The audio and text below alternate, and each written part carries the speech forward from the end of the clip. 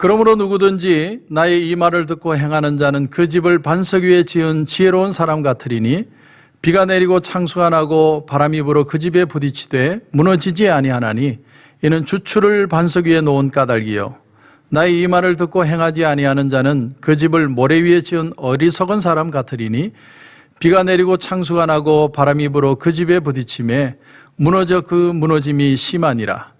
예수께서 이 말씀을 마치심에 무리들이 그의 가르치심에 놀라니 이는 그 가르치시는 것이 권위 있는 자와 같고 그들의 서기관들과 같지 아니함일러라. 아멘. 참 재미있는 것이 오늘 본문에 나오는 이 내용이 누가복음 6장에도 동일한 내용이 다뤄지고 있는데 그런데 참 중요한 것은 이 둘 중에 약간 다른 부분이 있다는 겁니다. 그걸 사람들이 놓칩니다. 제가 비교를 해서 여러분에게 한번 화면을 띄워서 보여드리겠습니다.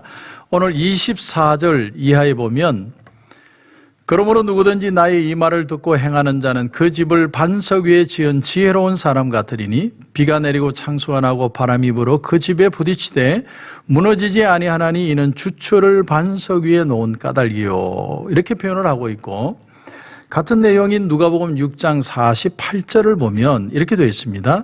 집을 짓되 깊이 파고 주추를 반석 위에 놓은 사람과 같으니 큰 물이 나서 탕류가 그 집에 부딪히되 잘 지었기 때문에 능히 요동하지 못하게 하였거니와 듣고 행하지 아니하는 자는 주추 없이 흙 위에 집 지은 사람과 같으니 탕류가 부딪힘에 집이 곧 무너져 파괴됨이 심하니라. 여러분 뭐가 다른 것 같아요? 여러분이 매의 눈과 같은 것으로 예리하게 보시면 딱 뭐가 발견되는 게 있습니다. 그게 보여야 됩니다. 그게 뭐냐면 누가복음 6장 48절에는 한 구절이 더 추가가 되는 겁니다. 그게 뭐냐면 집을 짓되 깊이 파고 이런 표현합니다. 깊이 팠다라는 게 포인트입니다. 어떤 부자가 있었습니다. 산 밑에 좋은 집을 짓고 싶었습니다. 근데 아니나 다를까 그가 아주 큰 바위를 하나 발견했습니다. 편편한 바위를 하나 발견했는데 그 바위를 보니까 그 위에 집을 지으면 딱 맞을 것 같아요. 기가 막힌 거예요. 그래서 그 바위 위에다가 아주 멋있게 집을 지었답니다. 근데 그 해에 여름에 엄청난 비가 왔습니다. 그래서 막 비가 너무 많이 쏟아져서 산사태가 일어난 거예요. 근데 그 산사태와 함께 그 집이 다 쓸려 내려가 버린 겁니다. 서울에서 실제로 일어난 일입니다. 왜 그런 일이 벌어졌을까요? 왜 그 집은 바위 위에 집을 지었는데도 순식간에 사라져버리고 말았을까? 이유는 하나입니다. 그 기초 공사를 깊이 하지 않고 바위 위에다 그냥 집을 얹어 놓은 거예요. 바위 위에 있으면 튼튼할 줄 알고 얹어 놓았는데 산사태가 일어나니까 다 쓸려 내려간 겁니다. 여러분, 집은 반석 위에 세우면 안 됩니다. 요즘은 모래 위에 깊이 땅을 파고 세우는 것이 오히려 더 튼튼하다고 얘기합니다. 뭐가 포인트입니까? 땅을 깊이 파고 기초 공사를 확실하게 하지 않으면 그 집은 반석 위에 있든 모래 위에 있든 다 쓸려 내려간다는 겁니다. 여러분, 이 얘기의 포인트는 뭐냐면 우리의 신앙의 기초가 뭐냐? 우리 신앙의 기초는 예수 그리스도라는 겁니다. 그런데 그 예수 그리스도라는 기초 위에 아무 노력도 없이 우리가 집을 지을 수 없다라는 거예요. 그냥 예수님을 믿으면 다 되겠지. 예수님이 알아서 해 주실 거야. 우리는 그렇게 신앙생활하는 게 아닙니다. 우리는 작은 예수로 내 십자가를 지고 주님을 따라가는 겁니다. 그것이 기초를 깊이 파는 겁니다. 소련의 공산주의가 한창이었을 때 기독교인들을 잡아 감옥에 가두었습니다. 그랬더니 어떤 일이 일어났냐면 그 감옥 안이 그만 부흥 집회로 변해 버렸답니다. 잡혀온 성도들이 기존의 그 감옥의 죄수들에게 복음을 전하니까 그들이 복음을 받아들이고 변화되어 그 교도소 안이 부흥의 집회로 장소로 변화되어 버렸다는 겁니다. 그런가 하면 수용소 소장의 딸이 아파서 심한 병이 걸렸는데 소장은 그들에게 기도를 요청했는데 기도를 해줬더니 그 딸이 나아버렸어요. 체레드니첸코라는 공산주의 장교가 자기 와이프가 아이를 낳았는데 아이가 낳는데 난산입니다. 낳지를 못하면 너무 고통스러워했답니다. 그래서 기독교인들에게 와서 좀 기도를 해달라. 우리 아이를 위해서 좀 기도해달라. 산모를 위해서 기도해달라. 그렇게 했더니 그 감옥에 있던 크리스찬들이 하는 말이 뭐냐면 우리가 기도는 해주겠는데 만약에 나오면 이 아이가 세례를 받아야 됩니다. 그렇게 얘기했대요. 그때 이 장교가 하는 말이 나는 그러면 내 목을 내놓아야 할지도 모릅니다. 이렇게 표현을 했답니다. 그때 크리스찬이 뭐라고 얘기를 했냐면 당신이 잃어버릴 것을 한 손에 두고 당신의 아내와 자식을 또 다른 손에 두고 둘 중에 하나를 택하십시오. 결국 그 산모는 아이를 건강하게 낳았고 그 아이는 세례를 받았다는 얘기입니다. 어떻게 하면 땅을 깊이 파고 주초를 튼튼하게 놓을 수 있느냐? 이건 여러분 하나님 말씀과 관계된 겁니다. 왜냐하면 그 앞에 나오는 구절에 따라서 나온 내용이기 때문입니다. 그 앞에 내용이 어떤 거냐면 앞절인 46절에 보면 너희는 나를 불러 주여 주여 하면서도 어찌하여 내가 말하는 것을 행하지 아니하느냐? 내게 나와 내 말을 듣고 행하는 자마다 누구와 같은 것을 너에게 보이리라.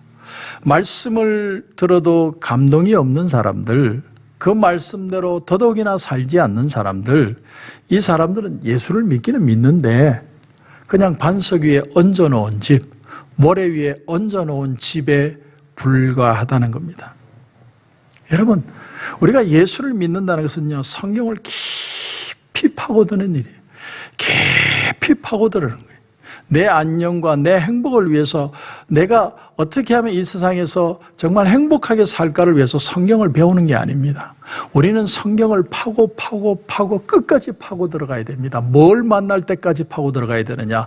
예수 그리스도를 만날 때까지 파고 들어가는 겁니다. 그래서 모든 성경 공부는 예수 그리스도가 나오지 않으면 다 잘못된 성경 공부예요. 예수님을 만나야 그게 정말 바로 된 성경 공부라는 거예요. 그때부터 신앙의 아름다운 건축이 시작되는 겁니다. 여러분, 성경을 아는 만큼 신앙이 자랍니다. 성경 말씀대로 사는 것만큼 우리의 집이 지어져 가는 것입니다. 열왕기상 11장 38절에 보면 네가 만일 내가 명령한 모든 일에 순종하고 내 길로 행하며 내 눈에 합당한 일을 하며 내 종 다윗이 행함같이 내 율례와 명령을 지키면 내가 너와 함께 있어 내가 다윗을 위하여 세운 것 같이 너를 위하여 견고한 집을 세우고 이스라엘을 내게 주리라. 하나님은 이 말씀 속에서 무너지지 않는 집을 세우는, 튼튼한 집을 세우는 비결을 말씀해 주십니다. 그게 뭐냐면 하나님을 순종해라. 하나님이 가르쳐 주신 길로 걸어가라.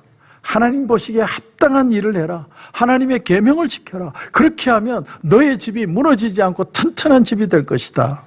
다시 말하면 하나님이 내가 원하는 삶이 아니라 하나님이 요구하시는 삶을 살라는 겁니다.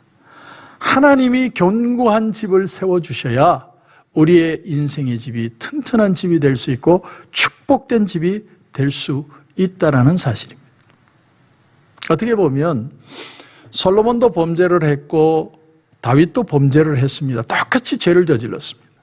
그런데 다윗은 나단 선지자가 와서 하나님의 말씀으로 그를 책망을 할 때 바로 당신이 그 사람이다라고 얘기할 때 그는 말씀에 닫혀있는 인생이 아니었습니다.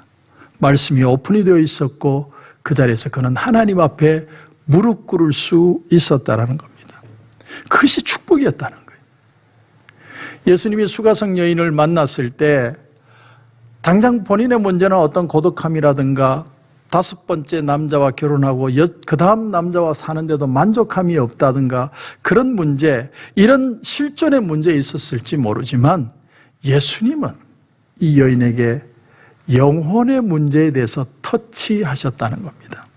그래서 이 물을 마시는 자마다, 이 물이라는 게 어떨까요? 이 물이라는 건 내가 인생의 물이에요. 내가 물질이든 명예든 쾌락이든 인생의 행복이든 막 그것을 찾아서 추구하는 이 물을 마시려고 애쓰는 사람들, 그런 사람들은 너뿐만 아니라 모든 사람들이 다 다시 목마르려니와. 내가 갈급해서 찾는 것들은 결국은 채워지지 않는다는 거예요. 그런데 주님이 뭐라고 얘기하십니까? 내가 주는 물을 마시는 자마다 영원히 목마르지 아니하리니. 영적인 은혜를 체험하는 거죠. 이 여인이 내게도 이 물을 줘서 이 우물에 다시 오지 않게 해주옵소서. 처음에는 그 우물이 그냥 물인 줄 알았지만 나중에는 하나님의 은혜인 줄 알고 그 은혜를 깨닫게 되었을 때 그 여인은 다시는 내 남편이 어떻고 내 문제가 어떻고 내 고통이 어떻고 그런 얘기를 하지 않았습니다. 왜냐하면 그녀의 영적인 문제가 해결되었기 때문에.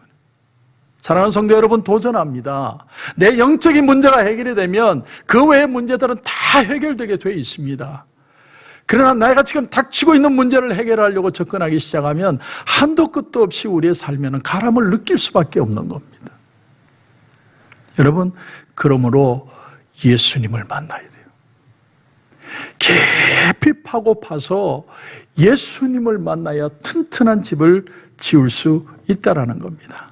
여러분, 여러 가지 물줄기는 있습니다. 여기서 들어오는 물줄기, 저기서 들어오는 물줄기. 우리가 예수님을 찾는 이유도 여러 가지입니다. 내가 병이 들어서 예수님을 찾기도 하고, 사업의 어려움을 당해서 예수님을 찾기도 하고, 가정의 어려움을 당해서 예수님을 찾기도 하지만 결국 우리가 만날 예수님은 내 인생의 진정한 구원자이신 은혜의 예수 그리스도밖에는 없다라는 사실입니다. 여러분, 군대에 들어갈 때, 군대에 입대하는 젊은이들이 입대하기 전엔 대학생도 있고 직장인도 있고 락앤롤을 한다고 머리를 기른 남자들도 있고 별의별 사람들이 다 있지만 그들이 군대를 들어가면 똑같이 머리 깎고 똑같이 군복을 입고 뭐를 합니까? 훈련을 합니다. 언제까지 합니까? 사제 인간의 생각이 사라질 때까지 훈련을 해요. 그래서 훈련소에 들어가서 마지막에 그 훈련소를 나오는 것은 군인이 되어서 나오는 거예요. 군인이 되기 전에는 절대로 나올 수가 없습니다. 몸에 뵐 때까지 가는 거예요. 주초를 깊이 판다는 건 내가 예수를 만나서 예수화되고 작은 예수가 될 때까지 우리가 그 말씀을 파는 겁니다. 안 좋은 얘기지만 사람이 처음에는 술을 마시지만 그 다음엔 술이 술을 마시고 그 다음엔 술이 사람을 마신다고 하지 않습니까? 그렇게 될 때까지 훈련되고 그렇게 될 때까지 주님 안에 가고 그렇게 될 때까지 주님 앞에 무릎 꿇고 그렇게 될 때까지 순종하고 결단해야 됩니다. 그래서 사도 바울은 나 그리스도의 종 나 바울은 이렇게 표현을 하는 장면이 나오지 않습니까? 그때 그 종이라는 말은 헬라어로 둘로스라는 단어입니다. 둘로스라는 단어의 뜻은 노예라는 뜻이에요. 노예는요 아무런 자유가 없습니다. 주인이 하라면 하는 대로 하는 거예요. 전혀 자유가 없는 그저 100% 복종하는 나는 그 둘로서로 지금 주님 앞에 있다. 사도 바울은 그렇게 표현을 합니다. 주님이 백부장의 신앙을 칭찬하신 적이 있죠. 뭐를 칭찬했습니까? 누가복음 7장 7절 이하에 보면 내가 주께 나가기도 감당하지 못할 줄을 알았나이다. 말씀만 하사 내 하인을 낫게 하소서. 나도 남의 수하에 든 사람이여 내 아래에도 병사가 있으니 이더러 가라 하면 가고 저더러 오라 하면 오고 내 정도로 이것을 하라 하면 하나이다. 주님이 그 소리를 듣고 놀랬다고 그랬어요. 이스라엘 중에 이만한 믿음을 본 적이 없다고 그럽니다. 우리가 이렇게 사는 거예요. 내 생각 버렸어요. 내가 이렇게 살다가 어떻게 될지, 나는 과연 행복할지, 나는 더 어떻게 하면 부자가 될지 내 생각을 버렸습니다. 주님 안에 거하는 거예요. 왜냐하면 주님의 은혜가 그것보다 더 크고 놀랍기 때문에 이 영혼의 문제가 해결이 되면 나머지는 다 그 속에 해결됨을 알기 때문에 동네 사람들이여 나의 과거를 와서 말하는 이 사람을 보라. 그 부끄러워하던 사마리아 수가성 여인은 동네에 뛰어들어가서 부끄러운 줄도 모르고 예수님을 선포합니다. 우리는 튼튼하고 아름다운 집을 지어야 합니다. 그러기 위해서는 주초를 깊이 파야 돼요. 언제까지 파느냐? 예수님을 만날 때까지. 예수님을 만나서 내가 순종하고 결단할 때까지 파는 겁니다. 그리고 주님께 순종해 보십시오. 그러면 2021년은 우리에게 정말 축복된 튼튼한 집을 만드는 한 해가 될 것입니다. 그런 은혜가 저와 여러분 가운데 넘치시길 주님의 이름으로 축원합니다. 기도드리겠습니다. 하나님 은혜를 감사합니다. 오늘 주초를 땅을 깊이 파고 집을 지어야 그 집이 튼튼할 수 있다는 걸 배웠습니다. 우리가 예수님을 만날 때까지 파괴하시고 예수님을 만나고 그 은혜로 결단하고 순종하여 2021년은 참 아름답고 튼튼하고 건강한 집을 짓는 한 해가 되게 하여 주옵소서. 우리의 마음의 두려움도 염려도 나라는 자의 생각도 다 주님 앞에 맡기게 하시고 내가 작은 예수가 되어 내 십자가 지고 주님 따라가는 그런 귀한 삶이 되게 하여 주시옵소서. 오늘도 기도하는 가운데 하나님 큰 은혜 주실 줄 믿고 예수님의 이름으로 기도드립니다. 아멘.